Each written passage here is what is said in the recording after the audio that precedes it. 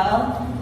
But we do have some restrooms on the other side of these walls, and there's some cold water in the back. And one of the things we decided to do, we've had an overwhelming amount of support of folks that want to help and donate, and finding out exactly who needs what has been tricky. So we put some signs up on the wall. If you need housing, how many bedrooms, do you have pets, what can you afford, how long? If you need cash, how much and what for? The what for has to be asked because some agencies need to document why they're giving cash. If you need assistance with the agencies or paperwork to fill that out, that's tricky as we're learning, and you might have more of those questions today.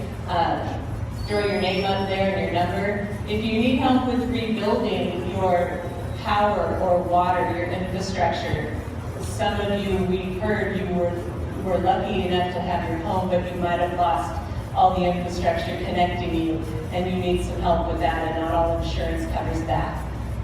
If you need stuff, furniture, tools, all of a sudden folks are realizing, I lost my tools. Things, we're getting a lot of clothes and things, but that might not be what you need. If you do need clothes, what sizes and what items? If you just need love and support, you need to put your name down, because we've got a lot of folks that want to wrap around you and make sure you're doing okay, and to give you some additional support if you need that. If there's something we're missing, just stick it on a note and put it anywhere you want, and we'll find it. We also realize that not everybody wants to feel so exposed, and you don't want your name necessarily on one of those posters, and I get it. So we put a box, a little confidential box with a slit in it. You can put whatever you need in that box. And as long as your name is attached in a way we can get a hold of you, then we can do that. The beauty of it, if you're willing to put it on the poster, is there may be someone in this room today that connects directly to you, and we can solve that problem now. And so that's why we made it a little public. But please, as you're sitting here today and you're listening to all this information, take some time to tell us what you need. We've had lots of folks who said, I don't want to put my name on anything because I didn't lose everything, and they're feeling that there are other people with bigger needs. Anybody that's been affected by this fire has needs, and it's okay that you declare what it is you do need. Some people just might need more than others, but please don't feel guilty or that you shouldn't say what you want or what you need, because there may be someone really willing and able to help you with that.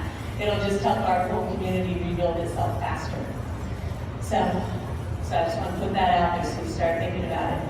So I'm Christine, I'm the principal at our school. I live here in our community. I lived here quite a while. I wasn't born here, but I've been here over 20 years, and I absolutely love our community, and I'm so grateful to be here. And I feel that with all of these support services and with each other, we're gonna figure this out. We're gonna rebuild our community, and we're gonna be stronger because of it.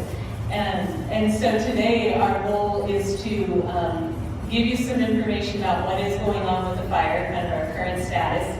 And then we've got every agency that we could think of that could possibly help you. They have somebody here today to say a few words and give you information, and from dog food, which we have outside, to tetanus shots, to helping you with anything, paperwork of any kind. So we're just going to kind of informally pass the mic to different folks. And then the intention is that after everybody is talking and tells you what they have to offer, they're going to stick around so that you can approach them with your personal concerns or your personal needs. And hopefully that all makes sense, and we'll just roll through this the best we can to help you. So we're going to start off with Clay. We're going to start off with a little fire information. So this is Clay. All right. For those of you who don't know me, I'm Clay Temple. I'm the incident commander for both the Helena and the Fort fires. Take a moment, I want to introduce my deputy incident commander, Larry Savage, in the back. So what we'll do is I'm going to give you a short briefing of where we're at with the fire as of right now, and then I'll talk a a little bit in terms of what we got actions coming, and then we use kind of a cafe format that's worked with us before, so if you have questions after we've gone through all the presentations, Larry will be there, I'll be up front, and we'll be happy to answer any questions we have specific to what's going on right now. So that's kind of where we're at. As I'll say one thing right off the bat, I mean, it's a tragedy. I've been doing this for 22 years at the national level, no matter where I run into across the United States.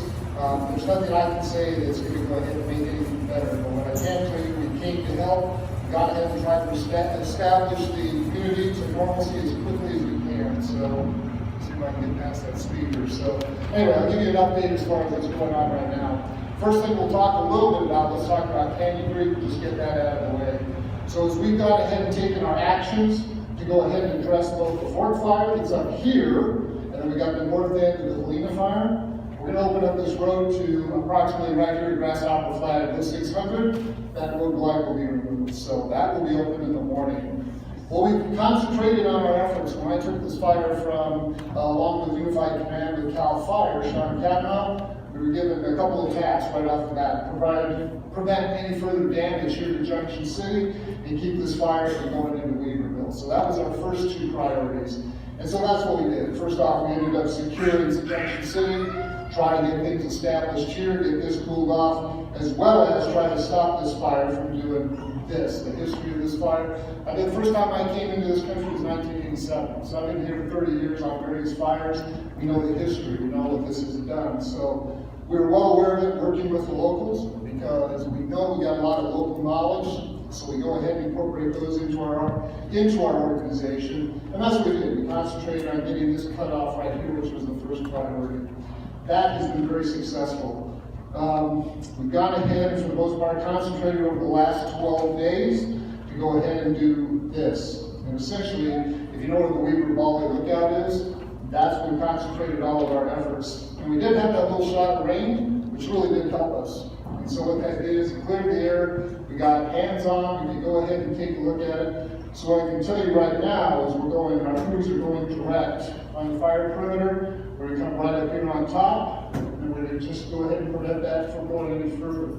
If you'll notice, there's two lines, some is red, some is black.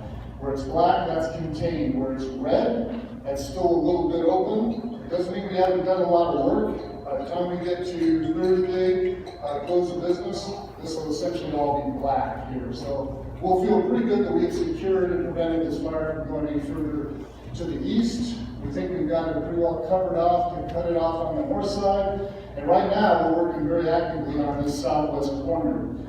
So if everybody's familiar with Connor Creek is, right now, this has gotten a little active. I think everybody saw what happened yesterday. We had about 250 acres right about here. That's what put up that big column yesterday. It was expected. We knew it was coming. We tracked it.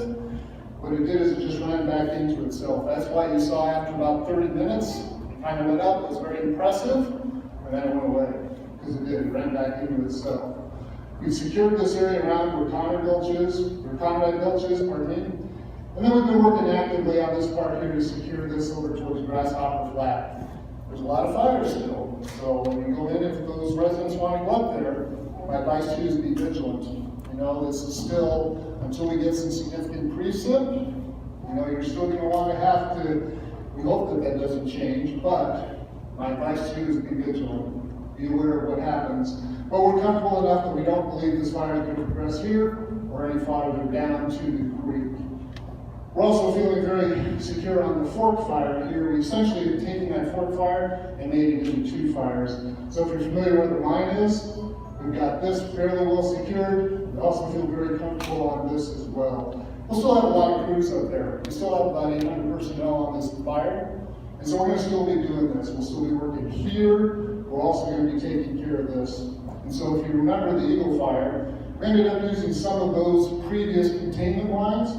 And so we've gone ahead and got this all the way established. We come out just east of Big Barn. That's in. We've been improving it. We've got crews working directly here to about right here where you get into Connor Creek. This is what's gotten active right now. And so because it's gotten active, we're going to use retardant to kind of check that. We don't want it to make a big push coming up against our lines.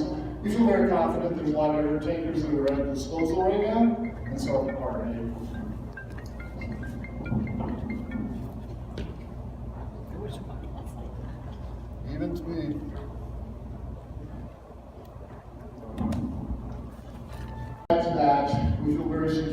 got this right now.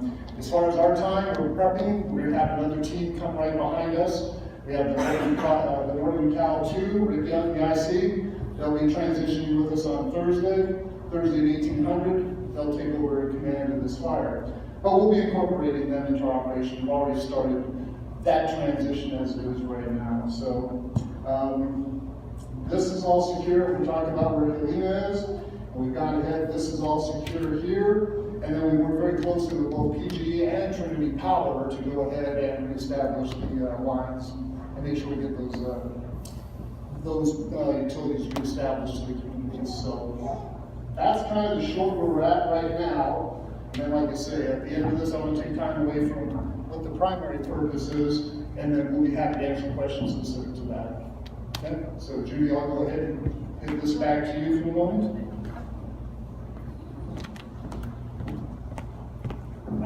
Thank you, Clay. It's been great working with you and your team. Before I get going, Jason, did you want anything to say? A moment on the floor? No, I think Clay captured it. I never want to fire, and that's what you're going to talk about. Thank you. Okay, thank you. And on behalf of the board, our condolences to go out to, all of you who lost some homes and are trying to get resettled back into your community here. And thanks to Christine and her staff and your great board of directors at the Grange Hall. They're doing their best to make you feel welcome and get settled as possible. I think we'll hear more about donations coming in. I picked up some donations out of Reading. Some folks pulled some money together to get some cards for tops. So see me after if you could use some extra help with tops. In the meantime, I do want to introduce, we have a whole range of our recovery staff in the county to help you get settled as quick as possible. So I think the biggest question, I'm going to bring Christy up, or Letty and Liz, all three of you want to come up, because you kind of are all intertwined together. Liz, come on, because you're running the lab and you have something to say about that. So Christy's with Environmental Health, if you have not met her yet. Letty is our Health and Human Service Director, and Liz Hamilton is our Deputy Director, and they all have been playing a huge part, working nonstop to get things moving. So I'm going to turn it over to them. Thank you, Christy.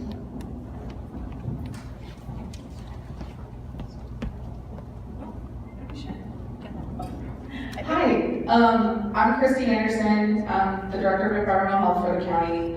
Those of you who don't know me or haven't heard me speak before regarding this, I know you guys all got home and you've seen a lot of red tags on your fences or your trees outside, and I wanted to kind of explain why that was placed there.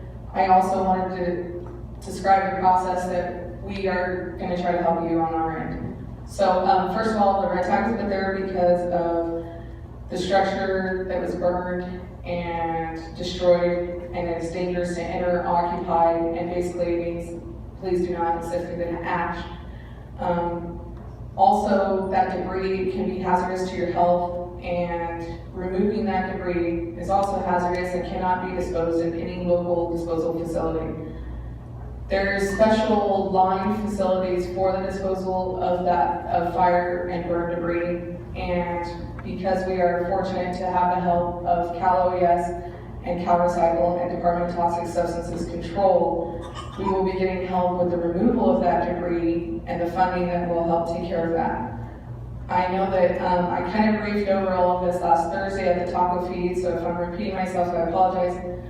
But we do want to make sure we're clarifying everything and the process, and that way we don't have a lot of people with a lot of questions that aren't being answered. We are currently trying to set up a meeting next Tuesday, specifically only for debris removal. And so this is where I'm heading, is the debris removal end of the recovery process. First, we're going to start on the 18th by removing household hazardous waste from the properties, which includes like burned batteries, releasing of gas, making it non-hazardous. Lots of little things that you probably wouldn't consider hazardous before a fire, maybe hazardous after a fire, like solar panels that are burned and cracked and have heavy metals such as cadmium on them. And we'll start this process over in this area, since this area was able to occupy sooner than the outdoor section. And I've been requested by many folks from the outdoor area to start over here so that they can get a little more time, hopefully, to reoccupy and look and see for themselves what's there before anybody is over there messing around with their property. Second, there's going to be people going from site to site asking you to sign a packet of paperwork, which I've brought with me today so that you can review it and read through it thoroughly before signing anything. Basically what it's going to say is that you're giving permission to the county and to CalRecycle to remove the debris off your property and remove 4 inches of ash and dirt, test it, make sure that it's safe. If it's not safe, remove another 4 inches, remove hazard trees and do erosion control. At the end of this, your property will be certified clean, and you can either move on or rebuild as you see fit. All of this will start happening really quickly. So on the 18th, we start with household hazardous waste removal. By the 18th, there will also start being folks looking around doing site evaluations, and what they're doing is they're testing your site to see if it's still hazardous. And those packets will be going around, and we will be setting up information booths. There will be an information center dedicated to debris removal. This is a whole big operation, and we want you guys to be 100% informed the entire time. And any other questions that you have, feel free to come up to me afterwards. As far as phase 1, household hazardous waste removal, phase 2 is going to be the rest of what's left, removal. And if you have something that you do not want removed, you just have to put it in the paperwork. And there's a big section for that. And I know there's a lot of people that were wondering, are you going to take my favorite car that burned? No, we're not taking anything without your permission. As far as cars that burned, anything like that. Hazardous waste we are removing, but that is not, trust me, you don't want 10 burned batteries on your property. They off gas and they stink, and they're not good for anybody. Some other questions I've had are you going to look through my property before I'm there? Again, I'm trying to facilitate that we're going to start with the household hazardous waste on this side, because you guys have been able to reoccupy the property sooner. Hopefully, before we make it over to the other side, you guys will be able to occupy that area. Any other burning questions, again, feel free to talk to me afterwards. We do want full cooperation. We want everybody to be a part of this. I had mentioned before, if you don't have insurance, this is completely free of cost, the entire cleanup. The county and the state will be handling the cost on that. If it's not, if you do have insurance, only the portion that says debris removal will you ever be billed for, and that will be coming from the county, not from the state. And again, please talk to me afterwards for any questions. Thank you. Question, Sure. because this has come up a lot. If folks don't take advantage of this service, are they still going to be held responsible to clean it up on their own later, but at their cost? That is correct. It's considered a nuisance. It has to be cleaned up right away. So we don't want ash going into the rivers. We do not want you to be surrounded by heavy metals. Trust me, folks, that's all that's left is bad stuff. Heavy metals, stuff that can survive high heat of fire. Really, a lot of it's not useful. I mean, foundations the integrity's gone out of them. So if you have like a specific situation, feel free to ask, but it's not good for anybody. And we are really concerned with the rivers right now. We're concerned with your health. Your health is number one, but the river is important too. And did I cover that question? Yeah, and then I wanted to add, I was contacted by Shannon Ross, who's the principal at Douglas City School. Her husband Cameron Ross, who is the pastor at Mountain Chapel, he belongs to an organization that actually can come and help you sift through things. They've been trained to sift through ash and look for things. So if you are interested in having some assistance with that, connect with me, and I'm trying to connect with them.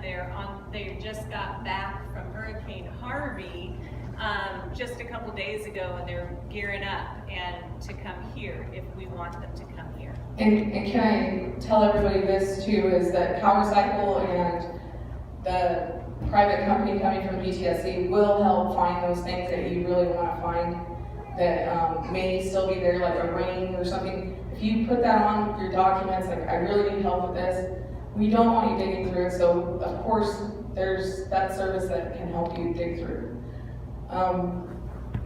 Is that it? Yes, thanks. Here's Letty. Good afternoon. I thought the best thing for me to do for you today is, one, be sure that you're aware that, like Judy mentioned, we have created what we call a recovery team. We work very closely with the Office of Emergency Services. They pretty much give us the guidance on what we need to be sure to cover. So I just want you to know what areas we have, and we have quite a few folks here that are representing each of those areas. For example, we have our public information officer. She's not here today, but here she is. I'm sorry, I didn't see you. Can you stand up real quick so people can know who you are? Thank you. So Belinda is assigned the responsibility of posting information on our county website. It's entitled Helena Fire, and she will be updating it pretty much daily. All of us in the recovery team will be sending her information for you to have access to, whether it be information on the tetanus shots, possibly a schedule of what the debris removal may be. It's information that I think will be very helpful to you to understand what we're doing. Of course, we have our OES Deputy Director, Chris Compton, who's here. We also are working with PUD on the connectivity of the power back into your properties. We have Rebecca Trujillo, who's covering two roles, primarily helping us coordinate meetings, making sure we're on track with all of our objectives. But another big part that's really impactful to you is she's responsible for the resource distribution. So Rebecca, can you please stand?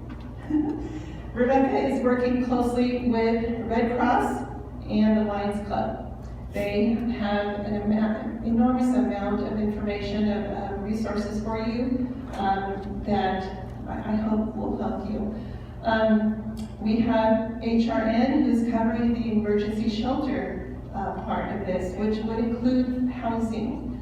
The other part that HRN has been gratefully helping with, which if we could actually make one of those posters, is they are also providing childcare.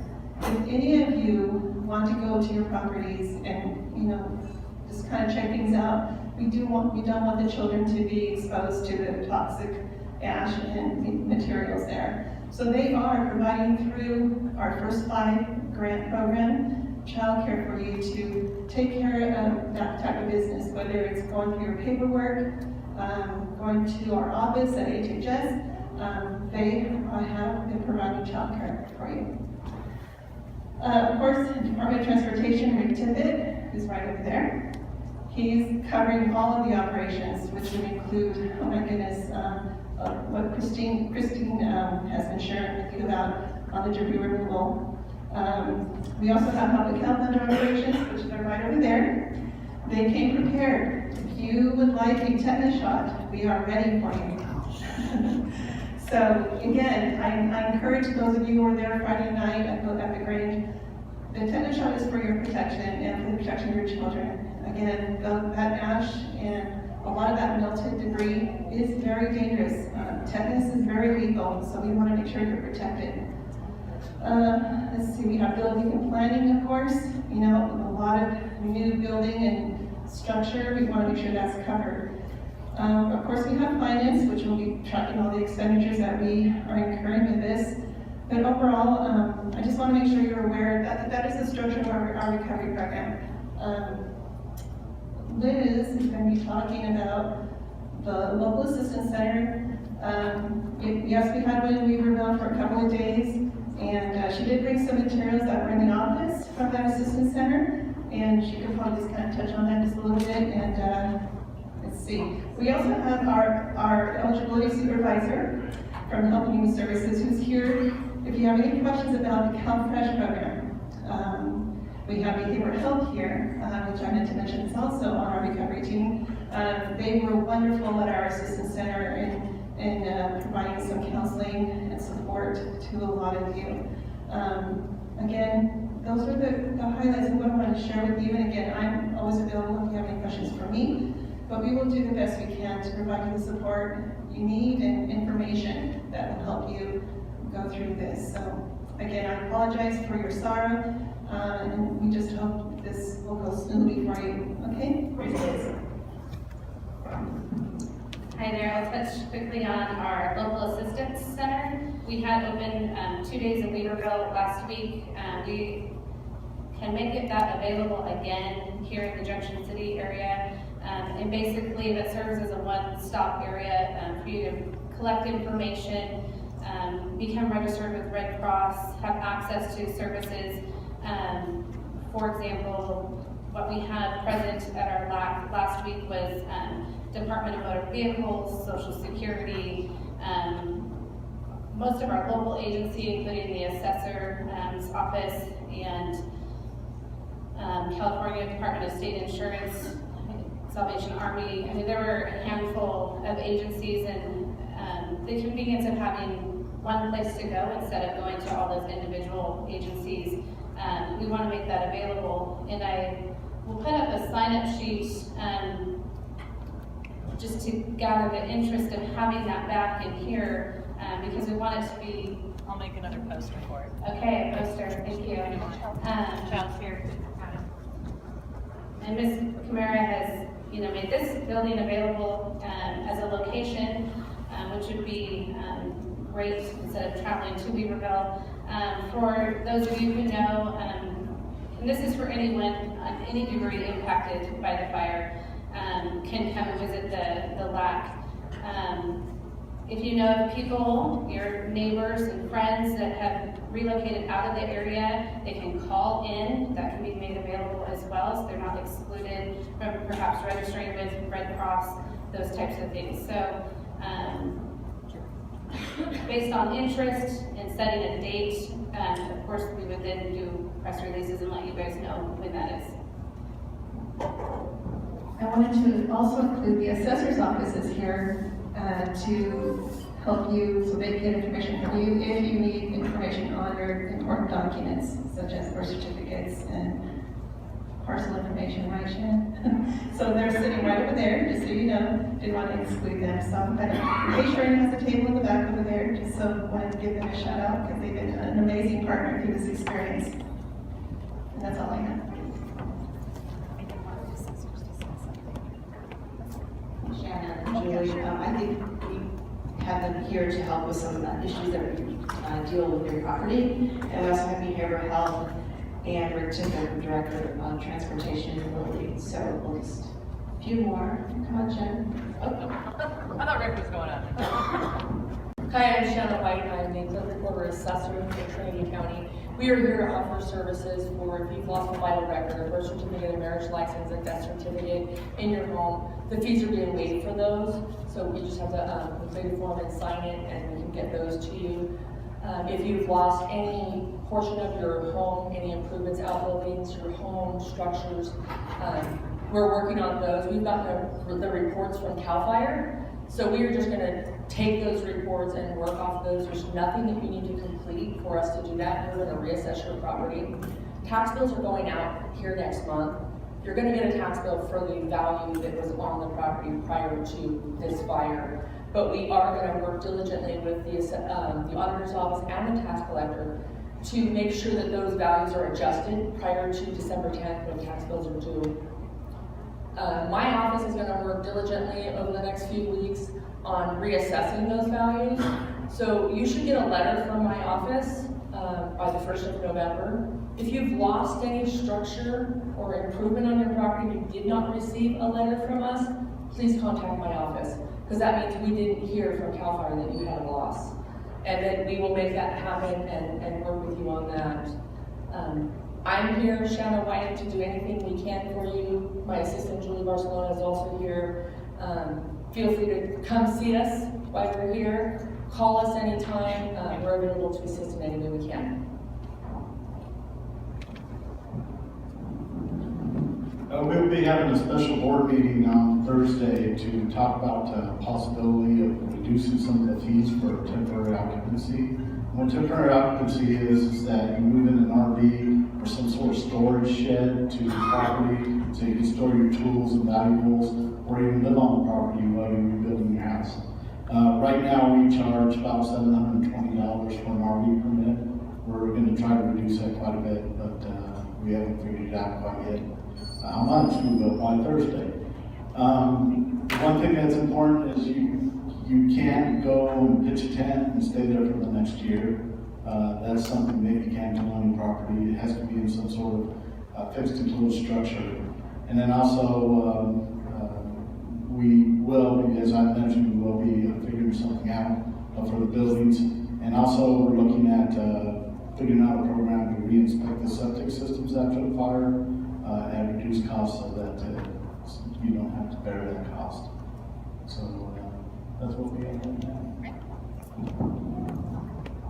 Okay, just before I bring behavioral health up, I did want to mention that Red Cross, Christine will talk about Red Cross, and Jim French from Alliance is here. Also, John Driscoll and Lindsay Ryder from Congressman Huffman is here. If you have any questions for them after the meeting. So, Julie, did you have anything else you wanted to add?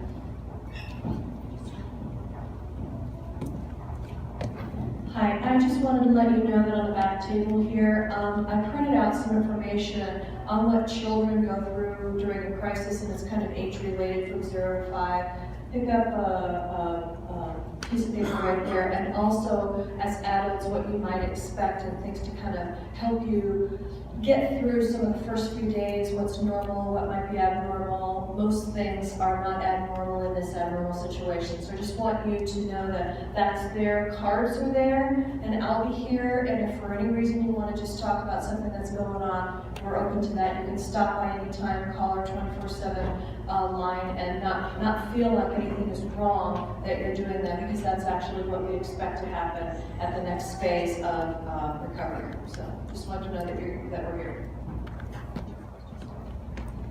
Rick just reminded me, the last day or two, he has a request for folks who have refrigerators.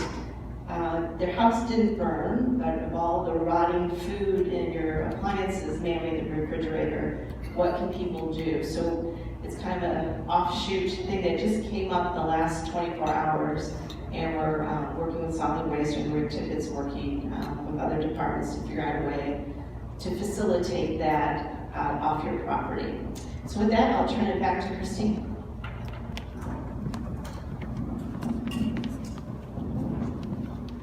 So Jim French from the Lions Club is going to give you a little bit more information.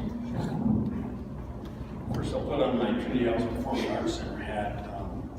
We have church in there on Sundays. They rent from us and say, could we bring a couple of bags of clothing? And 40 to 50,000 items later, we've been providing an awful lot to the community. But I want to let you know that some of those folks had to go back to work. They're there from 4 till 7, Monday through Friday, and on Saturday, everything that's left is going to be moved to the Lions Assistance Center that was set up several days ago. That is right next to the Radio Shack.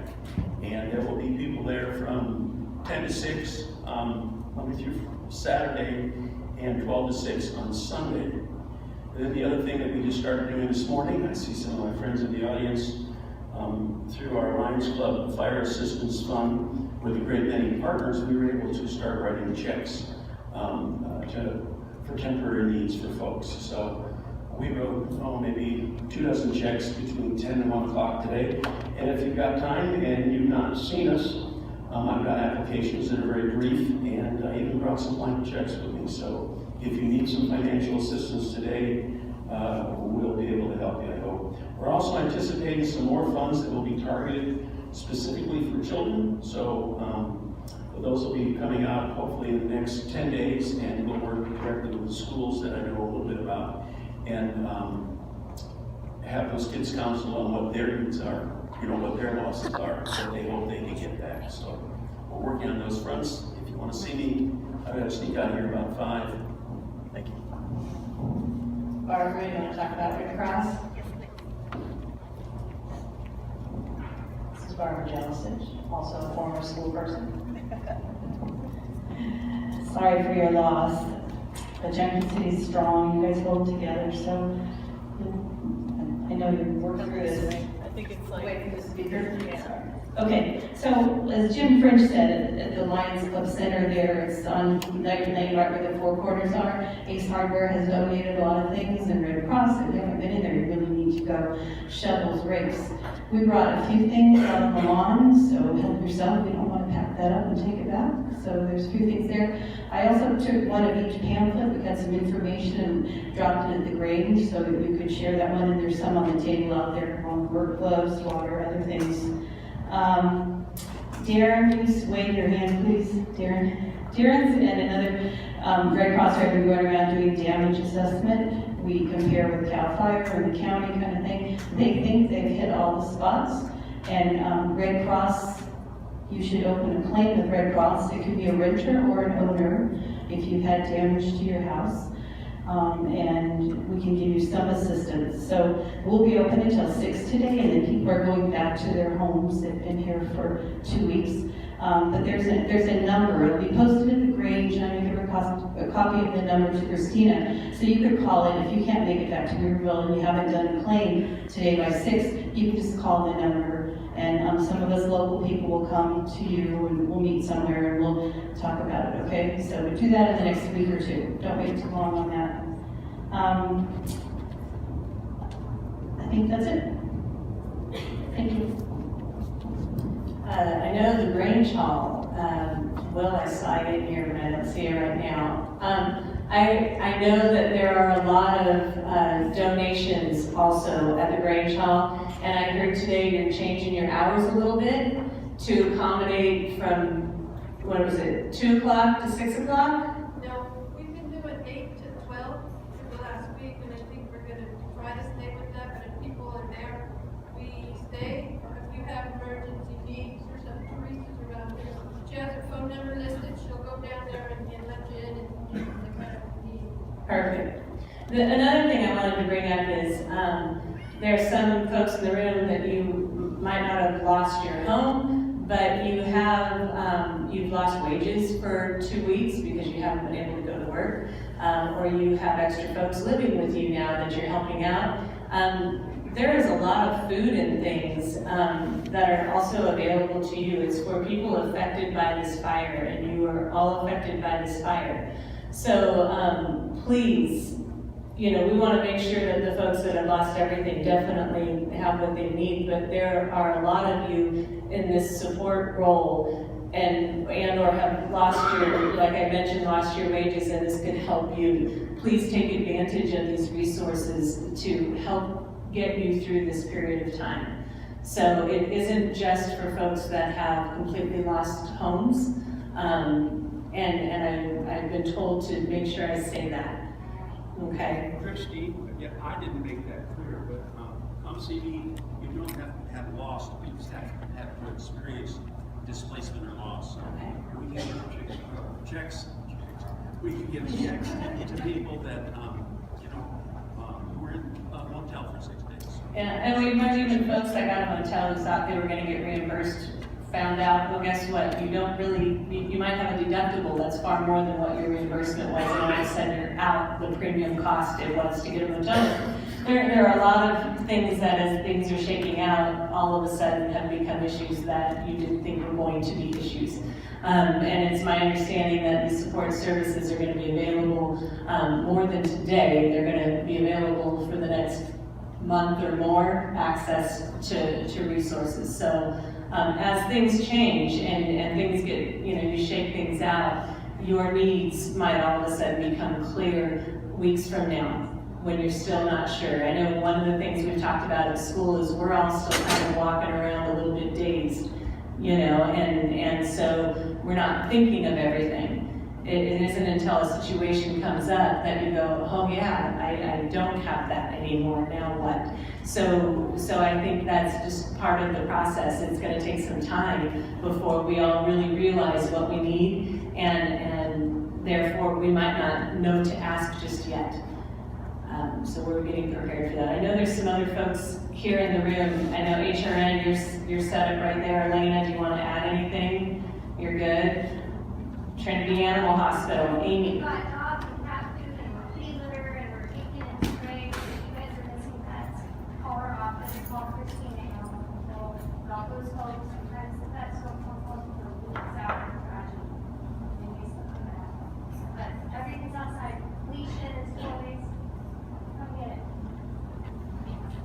Anybody else here that wants to share some information? I have a little more information on some donation resources. First, I grabbed this flyer from in Beaverville. There's laundry services, so I'll post this up. I don't know if that's a need for anybody, but just want to share the information. There's a whole group of people willing to help with laundry if that's what you need. So I'll post that over on the wall there for you. Also, we've heard from most of the donation sites here, just wanted to reiterate them, and there's also a fourth one at Steelhead Cottages in Big Flat, so just a few more miles down the 299 here. Brianna's there, they're open 9 to 5, they have a ton of clothes, food, bedding and household stuff like that, personal care items, toiletry type items, so if you don't want to head that way to Beaverville, Big Flat's also an option, and Brianna's there, again, 9 to 5, but she says after hours is okay too.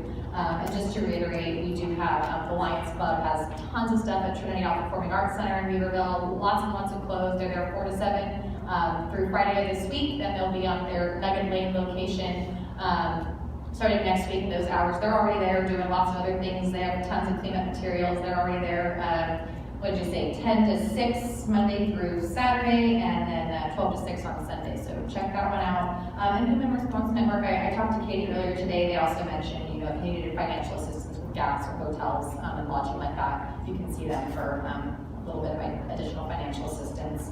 And then again, as Ginger mentioned, we got the grant share open.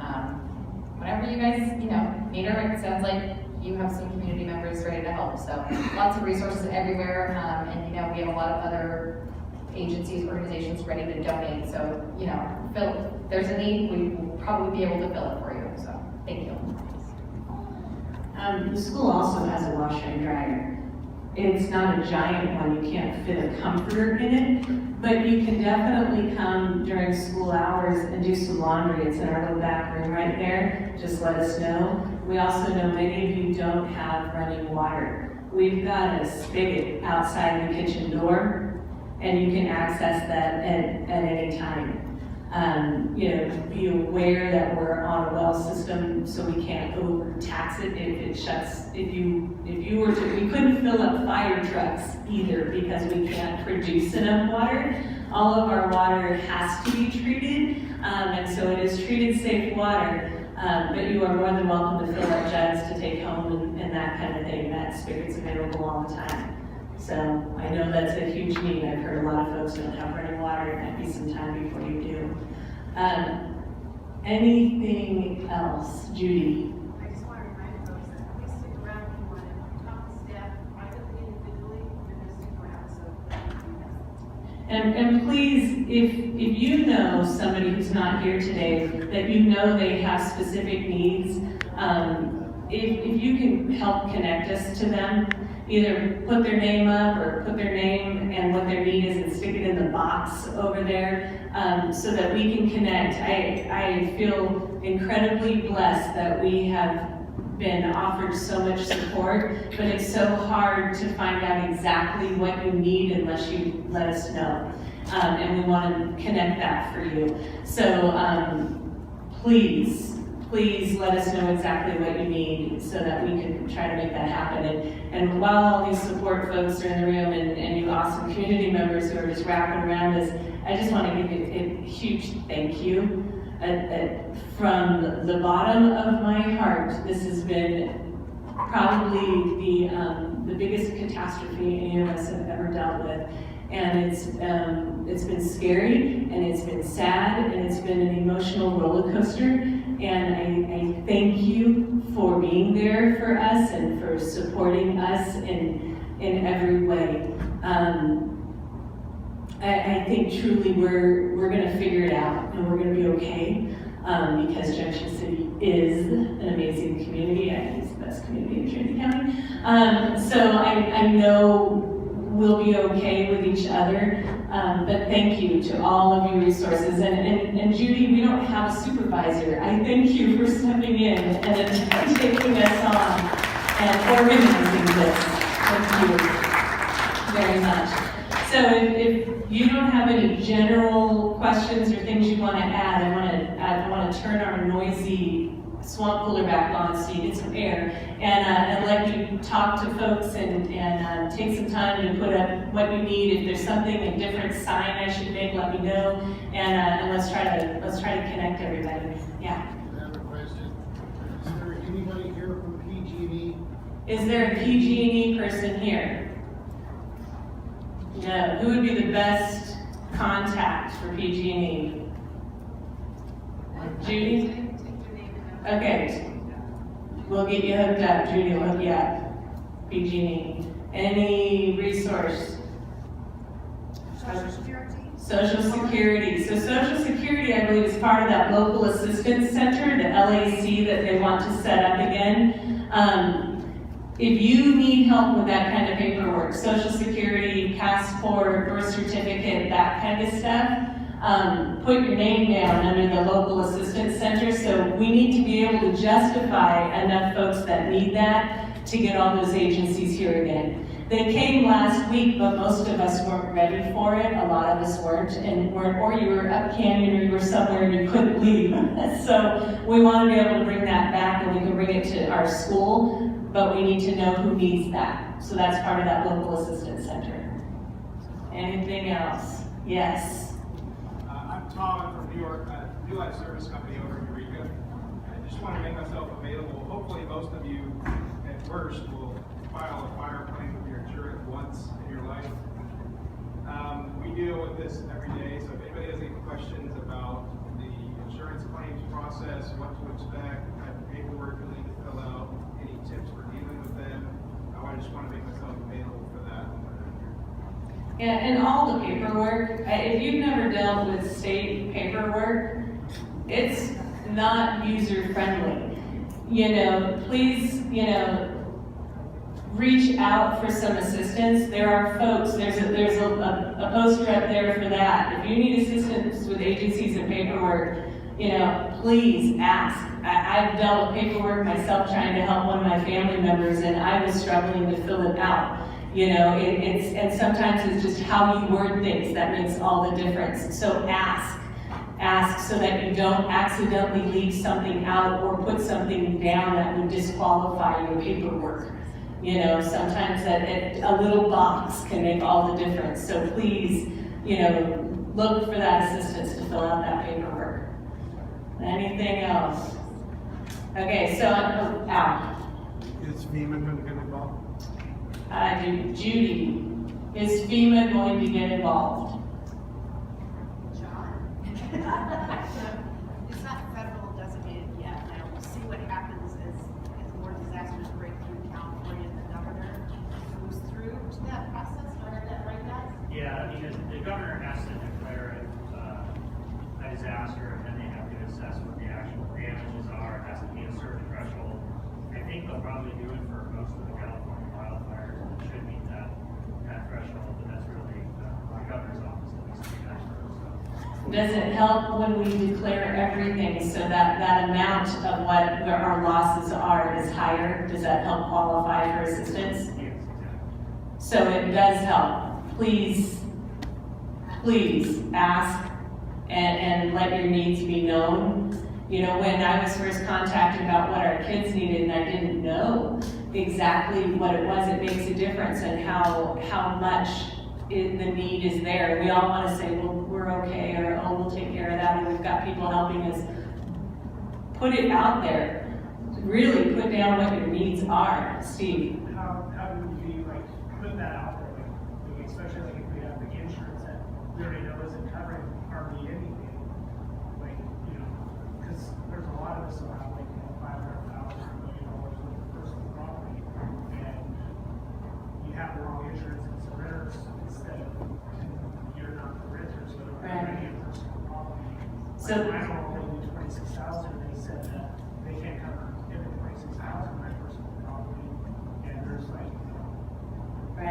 my most familiar knowledge of personal property and my cars. So your question is, how do you, if you don't have an insurance form that you're putting down how much you lost, how do you put that out there? So what's the best place? All you resources, how do we do that? From a property standpoint, From personal property loss or structure loss that wasn't covered? well, let's get your name and number and we'll get an answer to that question. Okay, we'll find out. All right, so let's, thank you for coming out this afternoon. Please, make your needs known, talk to these folks while they're here. There's water in the back. I'm gonna get the noisy swamp cooler back going and some airflow in here, and once, just thank you very much.